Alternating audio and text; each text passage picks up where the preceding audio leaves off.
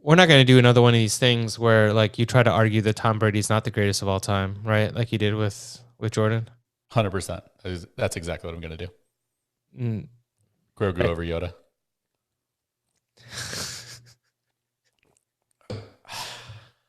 long hair don't care. I wish videos were on podcasts too. That'd be great.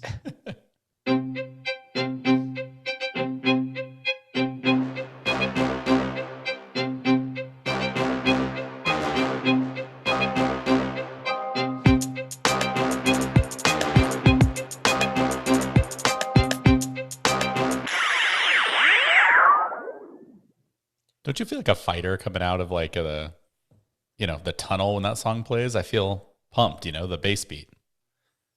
Yeah, I would. In the past, I would have said I feel like Conor McGregor coming out, but not really. He did Too soon. Nope. Too soon. He didn't do well. He broke his leg. Didn't look good. No, Made for great memes the next day. Yeah, absolutely. Almost as good as Bernie memes. Yeah, nothing's as good as Bernie memes, but having the NFL playoffs follow the Conor McGregor thing so everyone could use that was a pretty good, fortunate day. Let this be a note to anybody wanting to make a meme of themselves or make themselves popular. 80 years old, mittens, done. It's the recipe for success. Listen, there's nothing better than a Bernie meme. There really isn't. But this week, we are not going to talk about Bernie memes or show you any. That's not the topic? No, that's not the topic. Instead, we're going to just go in the complete opposite direction. Are you drinking water or is that vodka? It's water. It's dry January. I haven't had a drink this January. That's a thing for you? Every year, January and August. Oh, good. So on our habit episode next week, you'll hear. So you got 2 days left. So good job. Yeah. Proud of you. Thanks. No, but this week we are going to actually talk about something that's been in the news like crazy lately. And that's the story of GameStop, and not just GameStop, but we want to really dive into what's going on. What does it all mean? How is it happening? And what makes it so interesting? So there's been disruptions in the stock markets before, but nothing really like this in a long time. And so we want to dive into that for everybody and not just make it about current events, but also give you something that you can always go back and listen to and have it make sense and maybe teach you something and give you some knowledge and insights. All right. Sound good? Yeah. Sounds awesome. Let's do it. Let's do it. All right. So let's back up and start with actually the story of GameStop. So for those of you who may not be familiar, GameStop is one of the last brick and mortar video game stores out there. So we have Best Buy, Walmart, Target sell video games, but GameStop has really been focused on the video game industry for a long time, whether it's buying or trading, new and used games. And it's really a hub where, like, I grew up going to GameStop. I mean, I when I was a little kid, I went to Babbage's. It was Babbage's. Yeah, I was going to say it was Babbage's, right? Yeah. But Babbage's essentially became GameStop or transformed into GameStop. And now, thanks to the Amazons of the world and online shopping and digital downloads, that's dying a little bit. Of course, most GameStops happen to be in malls, and COVID wasn't really good for them either. And that's really hurt the company over the last few years, and to the point where they've been on the verge of bankruptcy for a while. And a lot of this is shown in their stock prices. So we don't want to go too far back in the story of like how their financials have been and stuff, but we want to go back far enough to kind of position why they're in the situation that they're in now and what kind of spurred all of this. So if we go back just a couple weeks, and we're actually recording this, by the time you hear this, a lot of this story might have ended. So we don't know yet. We don't know how long it's going to play out for, but we're going to back up to January 8th. And on January 8th, GameStop stock was at $17.12. Nothing crazy, not horrible, but less than $1 billion valuation for a company.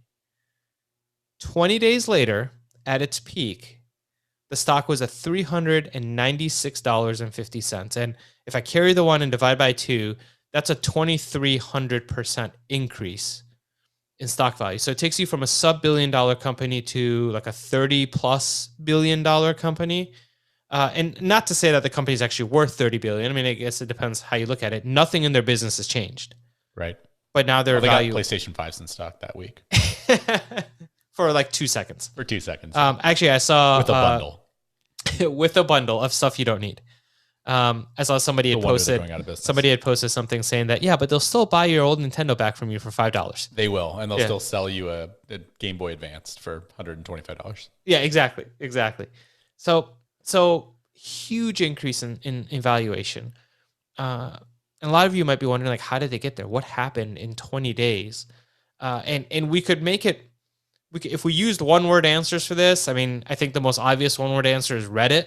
Yeah. Which there might still be a lot of people out there who are like, what the hell is Reddit? We're not going to really Wall Street Bets and what's Reddit? Yeah, we're not going to really dive into what Reddit is per se. We'll talk about a high level. Sure. But essentially, Reddit is an online forum marketplace, right? Think social media, but more forums. Have a group, people participate, they chat, they discuss. On Reddit, there's a subreddit or a group called Wall Street Bets. And Wall Street Bets is a group of about 2 million plus users. And mostly the conversations there take place around stocks and stock markets. What's hot, what's not. I mean, these aren't professionals. There might be some professionals part of it, but these are mostly average people, normal people talking about Wall Street, talking about stocks they own or looking at or following, asking a lot of questions to learn more. Well, not too long ago, the conversation on Wall Street Bets came up around GameStop. And there's been some things that have happened with investors and stuff in GameStop that basically added some fuel to this fire of Wall Street Bets members. And they decided to just band together and essentially stick it to Wall Street, right? Would you say that's a fair way to put it? Absolutely. And so the conversation was buy as many shares of GameStop as you can buy. And naturally, when you buy shares of a stock, the value of the stock goes up. And where this really affected Wall Street was it affected all the people who have shorts on that stock. So what the hell are shorts? I mean, they're things you wear in the summertime, but that's not what we're talking about. We're talking about shorts in terms of stocks. And I'm actually, John, I think you can describe this a little bit better than I can. I'll let you get into the nitty gritty of it, but I want to give everybody an example of what a short looks like, okay? So if you are an investor, believe it or not, you can actually borrow stocks from someone. So you don't just have to buy and sell, you can borrow. So John, if you owned stock in company ABC, I could go and borrow, let's say, one share of that stock from you. And let's say that stock was worth $10. So I'm borrowing a share of ABC stock for $10. I'm going to turn on and sell that right away for $10. And I'm counting on the value of that stock dropping. So let's say now that stock drops to $1. I turn around right away and I buy that stock back for $1. So I sold it for 10, I bought it for $1, I've made $9 profit, and I give you that stock back. I made $9. This really only works if everything aligns and your bet that the value of that stock is going to go down actually happens. If the stock goes up, that's not good for a short. That puts you in a really bad situation, right? And that's kind of what's been happening with GameStop. Yeah. So, a short is a really important piece. And if you want some more information on this, there's lots of good books that you can read, or just go watch The Big Short. You can watch a movie about the 2000, what is it? The 2008, sorry. Fantastic movie, by the way. Real estate bust that happened. So the idea of shorting a stock is really important because for investors, if the only way they could make money was for a stock to go up, then there's no actual incentive for an organization to do anything other than realize investment gains, right? So you don't do things that are good organizationally, you just do things that work in a margin way. So shorting allows this idea of give and take that's necessary in the stock market. There's two different kinds of shorts. There's a regular short, which is what you described, which is exactly right. You borrow from an owner, you sell it, you now become the owner, you sell it to someone else, you wait for the stock to drop, you buy it again, you give that back to the owner.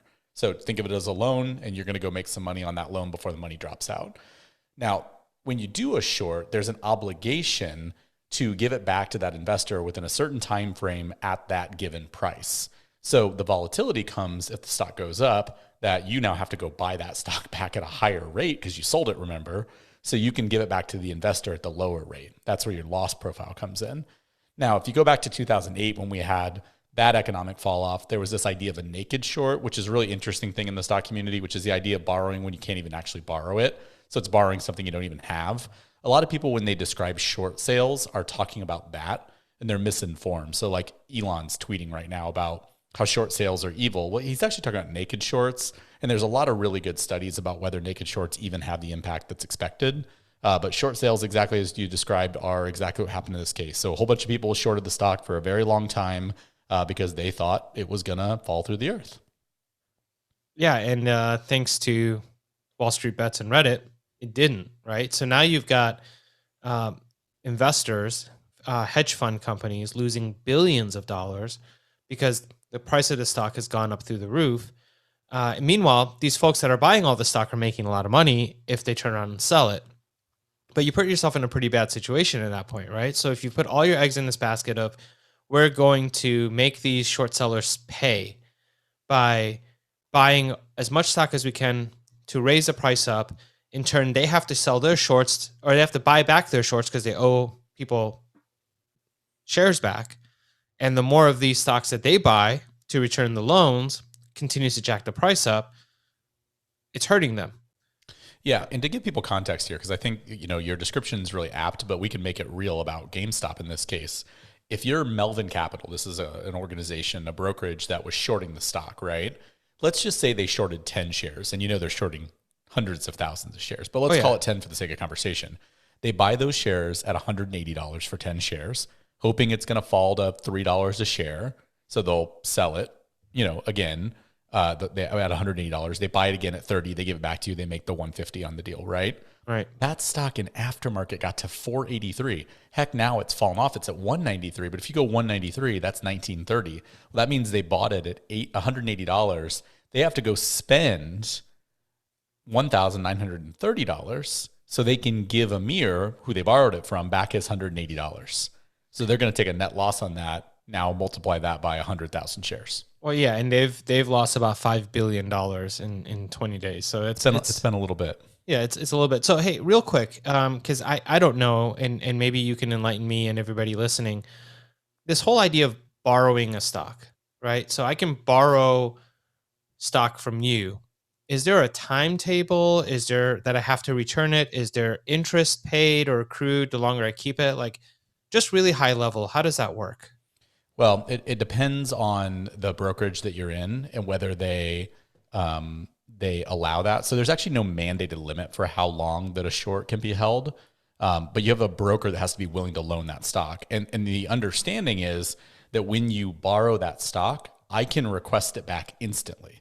So those long sales, while they're not, prohibited by the SEC, they do obviously put you at a risk because if they claim those stocks back, if they want to sell them, you have to be able to get them back to them instantly, which means you need two things. You need the money, the capital to go get them more stock. But also, and this is really important in this story, you need inventory.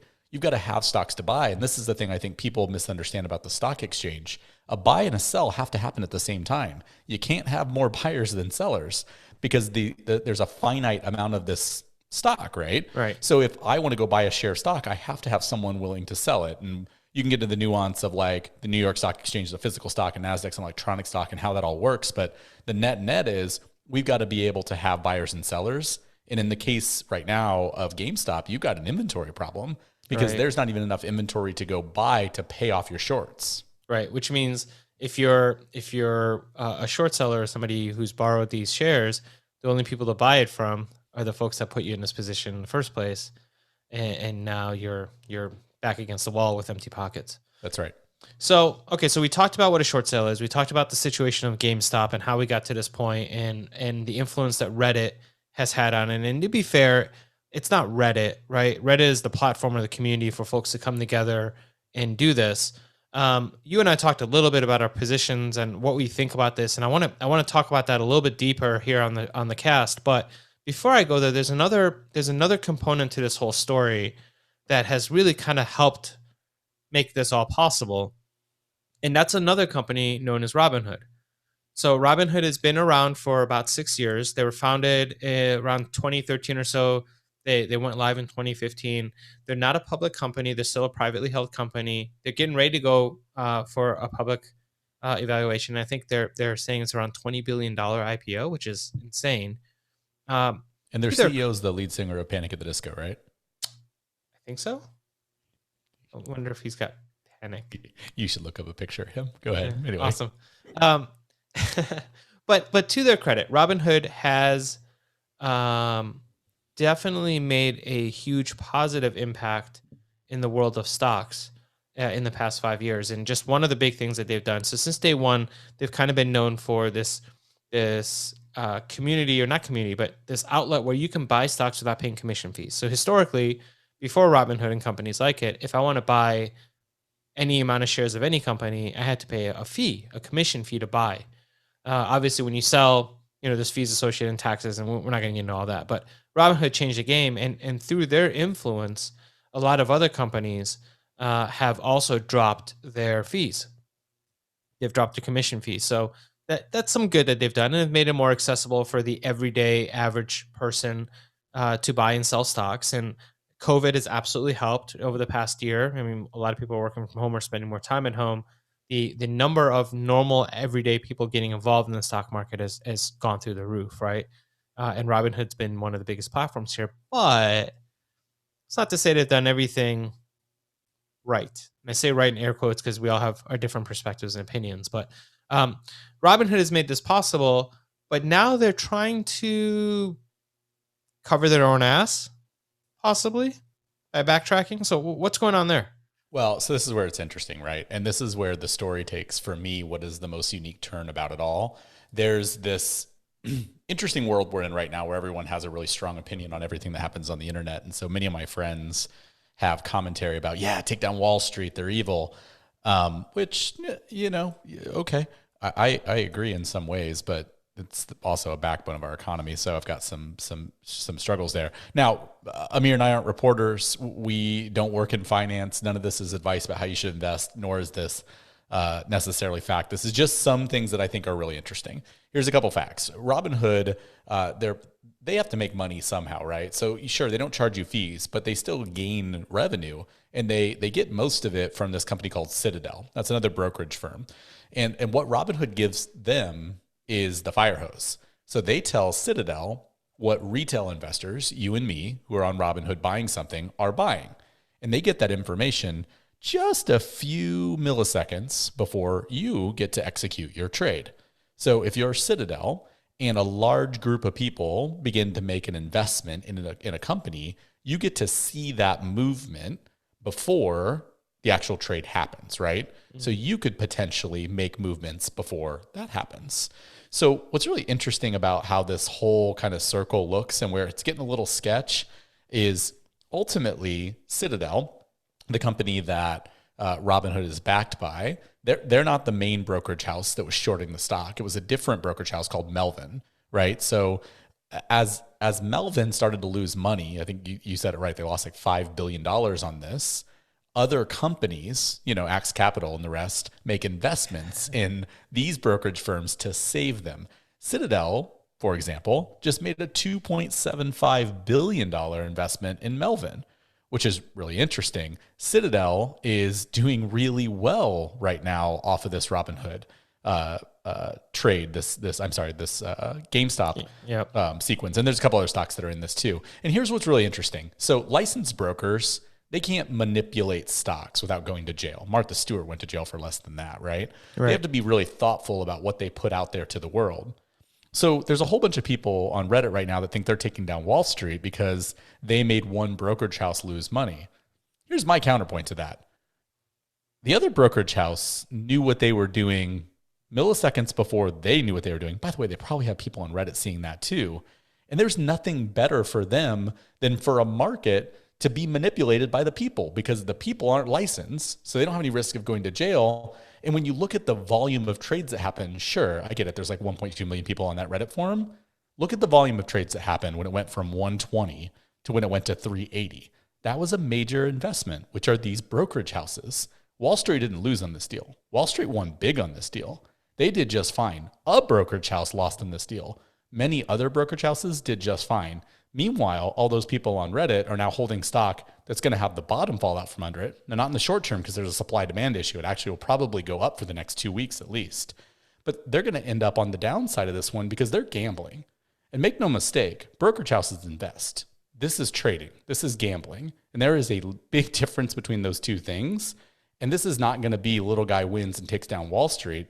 This is going to be little guy gets its butt kicked again because Wall Street's smarter, faster, and has better tools. Yeah, I'm glad you used the word in that I'm glad you used, and that was gambling. And the reason I kind of picked that word out,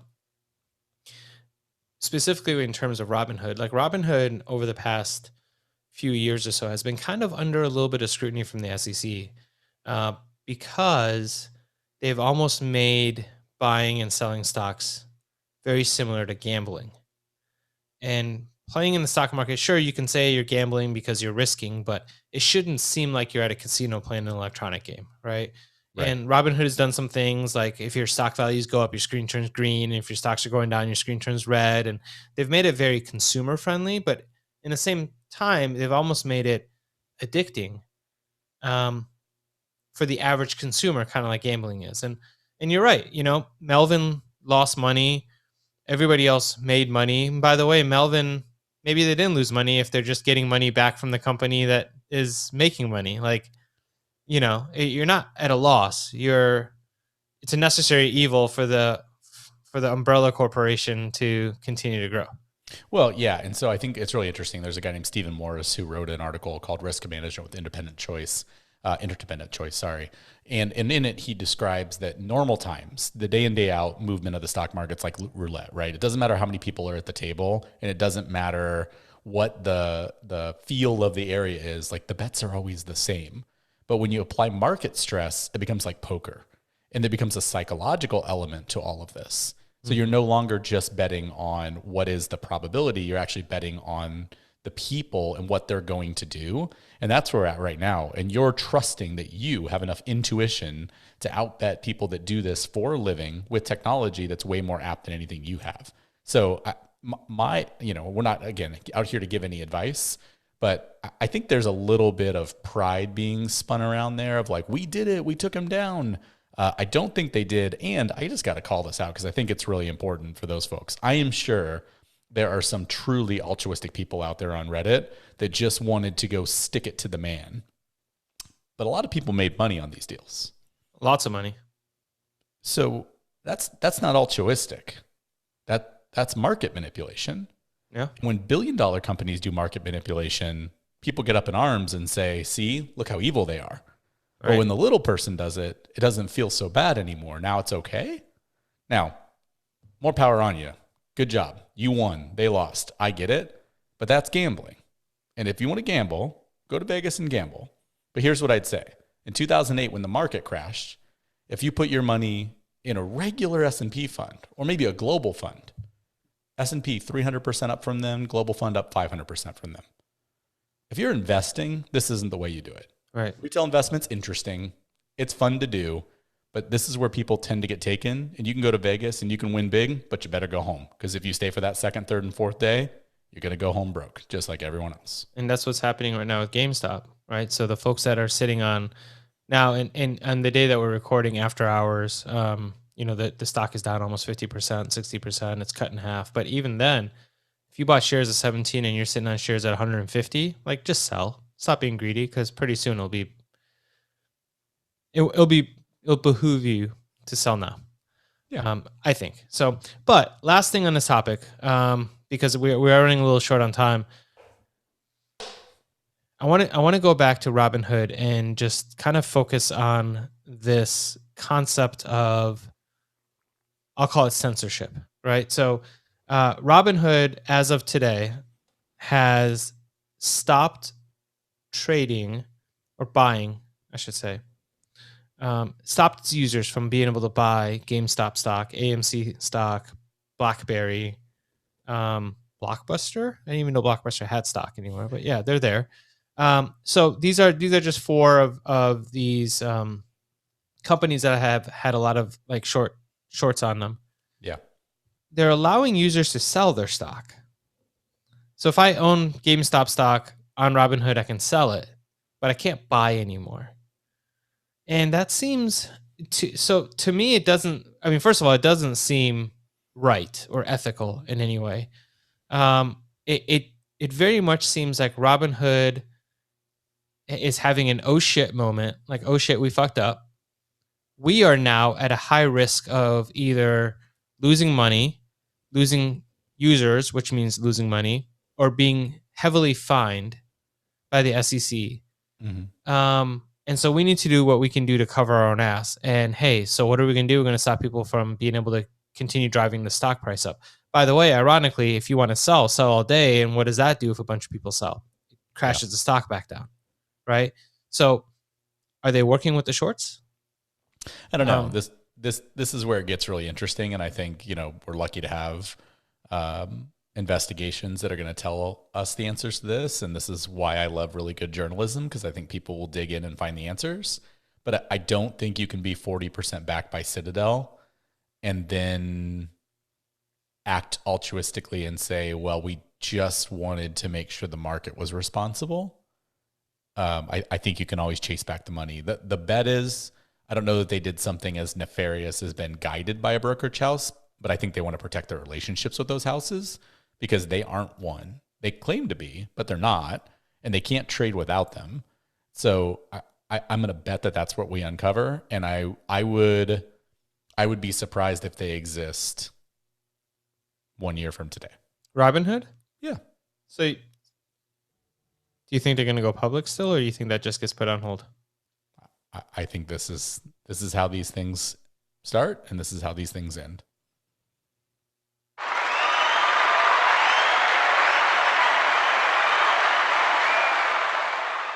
We really got to work on the sound effect.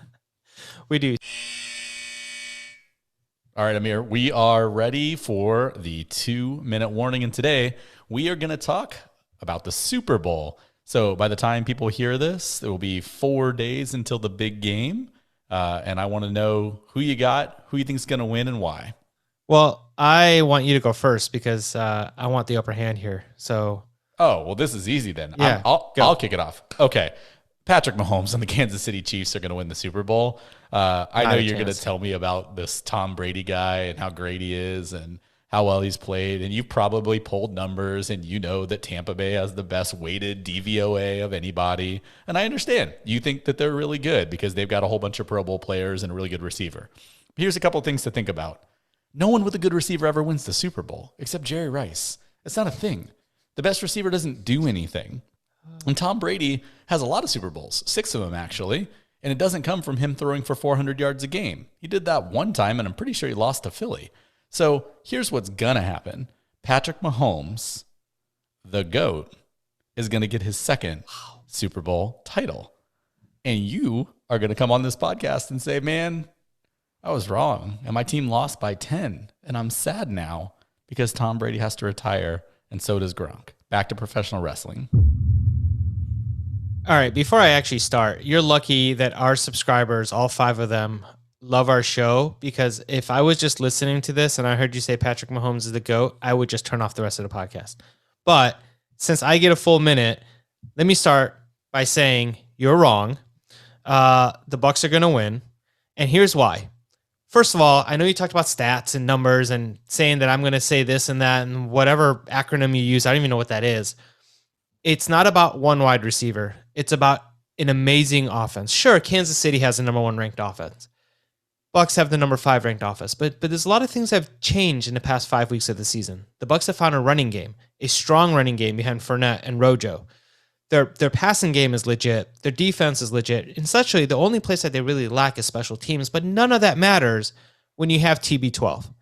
10th Super Bowl appearance. This guy's been in more Super Bowls since turning 40 than Aaron Rodgers and Drew Brees have in their careers combined. This guy is off the chain, and you say he's only had one great passing game.